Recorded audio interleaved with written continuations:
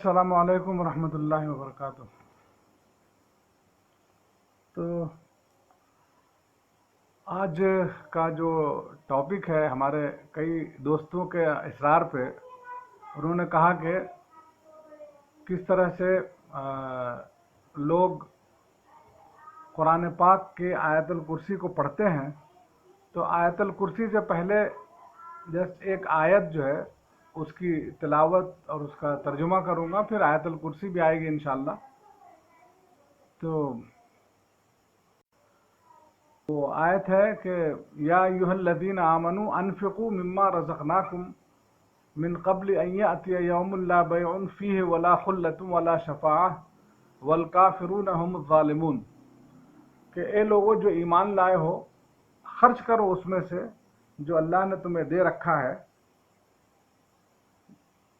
یہ آیت نمبر 254 ہے سورہ بقرہ کی۔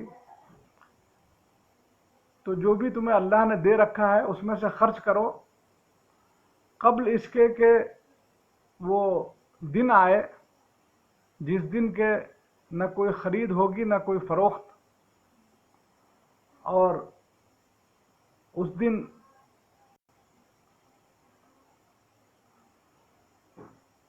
اور نہ کوئی دوستی کام آئے گی اور نہ کوئی سفارش، اور انکار کرنے عالم ہوں گے۔ تو دیکھیے سی آیت ہے، اور ہم روزانہ کے درس میں کوشش کر رہے ہیں کہ 10-15 منٹ میں ختم کریں۔ تو اس میں دو چیزیں جو ہم سب لوگوں کو سمجھنے کی ہیں، وہ ہے لفظ رزق، کہ اللہ یہاں پہ دو باتیں کہہ رہا ہے کہ آپ خرچ کریے۔ تو ایمان کے بعد جو چیز سب سے زیادہ مطلوب ہوتی ہے وہ ہے اللہ کے راستے میں خرچ کرنا۔ تو ہمارے ایک ساتھی ہیں، وہ کہا کرتے ہیں کہ ایمان کے تو آپ اگر اسلام کے اور نبی صلی اللہ علیہ وسلم کے جب آنے کا ہے مکے میں، اور جس طرح سے یہ کام دعوتی شروع ہوا، تو آپ اندازہ کر سکتے ہیں کہ جب یہ پروجیکٹ شروع ہوا مکے کے اندر تو کیسے پائی پائی کی محتاجی تھی اور پائی پائی کی امپورٹنس کیا ہوتی ہے۔ یہ آپ اچھی طرح سمجھ سکتے ہیں جب بھی کوئی پروجیکٹ لانچ ہوتا ہے اور آتا ہے، کوئی بھی جب ایک مہم شروع ہوتی ہے اور اس کو ایک نتیجے تک لے جانا ہوتا ہے تو اس وقت پیسوں کی۔ اور دوسری بات یہ کہ یہ ایمان ہے، اور ایمان میں ہمارا یہ اقرار ہوتا ہے کہ زمین و آسمان سب اللہ ہی کا ہے، اس نے جو کچھ دیا ہے وہ میرا نہیں ہے، سب اسی کا دیا ہوا ہے۔ تو پھر اس میں خرچ کرنے میں کسی طرح کا تعامل یا کنجوسی نہیں دکھانی چاہیے۔ حدیث میں آتا ہے کہ مومن سب کچھ ہو سکتا ہے، کنجوس نہیں ہو سکتا ہے۔ تو ایمان کی بڑی علامتوں میں سے ہے انفاق، سخاوت، اور یہ تو رمضان کا مہینہ چل رہا ہے، تو کہ نبی صلی اللہ علیہ وسلم ایسے عام دنوں میں تو سخاوت کا یہ عالم ہوتا تھا کہ جب بھی کوئی مال آتا تھا تو مسجد نبوی میں سب سے پہلے آپ بانٹ دیتے تھے، جب ختم ہو جاتا تھا تو گھر کو آتے تھے۔ تو رمضان میں تو یہ آتا ہے کہ چونکہ رمضان میں جبریل امین کا آنا جانا لگا رہتا تھا، قرآن پاک دہرایا کرتے تھے، تو بتاتے ہیں کہ جس طرح سے آندھی طوفان ایک نارمل ہوا، اس میں جو دو فرق ہے، وہی فرق نبی صلی اللہ علیہ وسلم کے خرچ میں تھا۔ رمضان کے زمانے میں بہت زیادہ صدقہ اور خیرات۔ تو بہرحال یہ آیت تو ایک کوئی رمضان سے ریلیٹڈ آیت نہیں ہے، لیکن یہ مومنوں کی شان ہے اور مومنوں کی پہچان ہے، وہ انفاق ہے۔ تو اس میں آیت میں کہا گیا کہ یا ایھا الذین آمنوا انفقوا مما رزقناکم، اور جب بھی خرچ کرنے کی بات آتی ہے تو ایک اس آدمی کا دل مسوس کے رہ جاتا ہے جس کے پاس خرچ کرنے کو کچھ نہیں ہوتا ہے۔ تو قرآن نے یہاں پہ ہی نہیں بلکہ جہاں بھی خرچ کرنے کی بات کی ہے تو عام طور سے یہاں سب کا ہیلپ چاہیے اس مہم کے اندر، تو کہا اس میں لفظ استعمال کیا مما رزقناہم ینفقون، کہا اس میں جو مال دیا ہے اس میں سے خرچ کرو نہیں کہا، انفقوا مما رزقناکم کہا، اسپیشلی آگے مال کا بھی تذکرہ ہے۔ تو دوسری چیز جو عربی میں سمجھنے کی ہے کہ وَمِمَّا رَزَقْنَاهُمْ يُنْفِقُونَ، کہ جو کچھ ہم نے رزق ہیں، یہی بات قرآن کے شروع میں پہلی آیت کے بعد شروع ہوئی تھی جو سورہ بقرہ کی آیت ہے، اور پھر سے یہاں پہ کہا گیا کہ اے لوگو جو ایمان لائے ہو، جو کچھ اس میں سے خرچ کرو جو کچھ اللہ نے تمہیں دیا ہے۔ تو رزق جو ہے عربی زبان میں جو کہتے ہیں وہ، اس کی ایک مثال دے دیتا ہوں عربی کی، تو آپ سمجھ جائیں گے کہ رزق کے معنی کیا ہے۔ رزق کے معنی اردو میں جو بولے جاتے ہیں تو وہی کھانے پینے کی اشیاء، مال سمجھتے ہیں، لیکن عربی میں رزق جو ہے عطا کرنے کو کہتے ہیں، دینے کو کہتے ہیں۔ جو کچھ بھی آپ کو دیا گیا وہ رزق ہے، چاہے کیوں نہ ہو۔ اب میں یہ کہوں اگر عربی میں کہ اللہ نے مجھے ایک لڑکا دیا، تو میں کیا کہوں گا؟ اللہ رزقنی ولدن، اللہ نے مجھے ایک لڑکا عطا کیا۔ تو جو بھی اللہ ہے سب رزق میں شامل ہے، آپ اس مثال سے سمجھ گئے ہوں گے۔ تو رزق جو ہے اس کا کانسیپٹ بڑا وسیع ہے۔ تو میں یہ بات کر رہا تھا لوگوں کی جن کے پاس دینے کے لیے مال نہیں ہے، وہ اللہ کے راستے میں کیا خرچ کریں، یہ ایک بہت بڑا سوال ہے۔ تو اس کا جواب ہے اس آیت کے اندر اور بہت ساری جگہوں پہ کہ اللہ جب بھی کچھ دیتا ہے، اللہ جب بھی کچھ دیتا ہے، جیسے مثال کے طور پہ اللہ نے آپ کو یہ صلاحیت کہ آپ کسی کے لیے، تو یہ اللہ کی راہ میں انفاق ہے۔ اگر آپ اس وقت کریں تو پھر آپ کے لیے ویسی پکڑ بھی ہے۔ تو رزق سے مراد یہاں پہ کیا ہے کہ جو بھی کچھ اللہ نے آپ کو صلاحیتیں دی ہیں اس میں سے آپ خرچ کریں۔ اور اس کے بعد اس چیتاونی کے ساتھ کہا جا رہا ہے کہ اگر یہ خرچ نہیں کرو گے تو کیا ہوگا؟ من قبل اس کے کہ ان یأتی یوم لا بیع، قبل اس کے کہ وہ دن آ جائے جب تم خرید و فروخت نہیں کر سکتے، نہ فیصلے خرید سکتے ہو، نہ اپنا ججمنٹ اپنے حق میں خرید سکتے ہو۔ تو اس دن کا جج جو ہوگا وہ بکاؤ تو ہے نہیں۔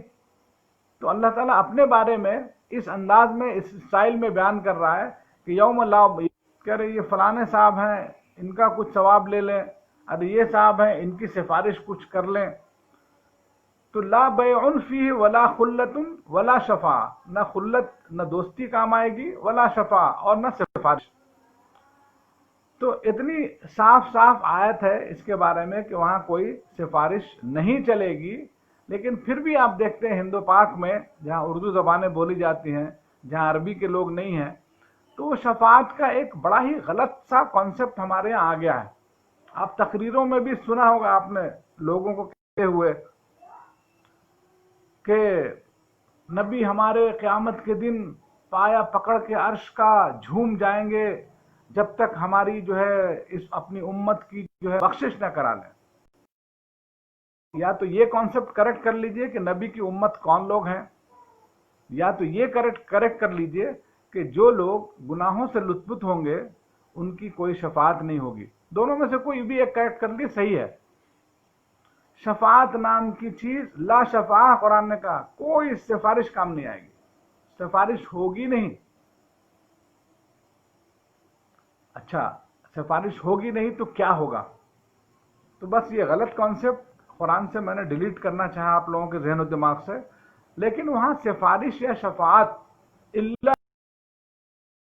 ثوابا، جو 30ویں پارے کے پہلے پیج پہ سورہ نبا میں اللہ نے کہا ہے کہ کوئی وہاں چوں نہیں بولے گا سوائے اس کے جس کو اللہ اجازت دے۔ وہاں فرشتے بھی صف بستہ اس دن کھڑے ہوں گے۔ یوم یقوم الروح والملائکۃ صفا، قرآن نے کہا اس دن روح یعنی روح الامین حضرت جبریل اور سارے فرشتے، پن ڈراپ سائلنس ہوگا، اس میں شفاعت تو دور کے بعد کسی کو چھو کرنے کی بھی اجازت نہیں ہوگی۔ الا من اذن له الرحمن وقال صوابا، یہ کریکشن کر دیا، سوائے اس کے جس کی اجازت رحمان دے اور وہ بھی وقال صوابا، اور وہ بالکل ٹھیک ٹھیک بات کرے گا۔ شفاعت میں ایسا نہیں ہے۔ یہاں یہ ہم لوگ کیا سمجھتے ہیں کہ वहाँ की शफात ऐसी होगी कि आप गलत भी आदमी हैं तो क्या भाई गलतियां भी करते हैं, आशिक रसूल होने का दावा भी करते हैं, तो इनको साहब ये हमारे बहुत बड़े आशिक थे, अल्लाह मियाँ आप इनको माफ कर दीजिए। तो अल्लाह ने इसको भी करेक्ट कर दिया, कहा कि उस दिन कोई सिफारिश होगी, पहली बात तो होगी नहीं, और अगर जिसको मैं इजाजत दे दूं तो वो वकाल सवाबा, वो भी ठीक ठीक बात करेगा। तो सिफारिश इस चीज की होगी कि अल्लाह जिनकी शान को बुलंद करना चाहेगा। अब जैसे नबी सल्लल्लाहु अलैहि वसल्लम की, या जो अल्लाह के दीन के लिए काम करते हैं, करते रहे हैं, उनकी हिम्मत अफजाई, उनकी शान, मिसाल के तौर पे प्यारे नबी ये कहें कि ये देखिए उमर थे, ये उमर हैं जिन्होंने हमारी मदद की। ये है शफात का मतलब। शफात का मतलब ये हरगिज नहीं है कि आप गलतियां करते रहें और यहूदियों की तरह ये समझे कि वकालू लन तमस्सनन नार इल्ला अय्यामम मादूदा, कि हमें तो आग छुएगी नहीं, छुएगी भी तो वही सिफारिश, 2-4 दिन के लिए जाएंगे फिर हम बाहर आ जाएंगे। या दूसरी आयत इसी बकरा में क्या कहा, नहनु अब्नाउल्लाहि व अहिब्बाउ, हम तो अल्लाह के चहीते उसके बेटे हैं, भला हमें आग कहाँ छुएगी।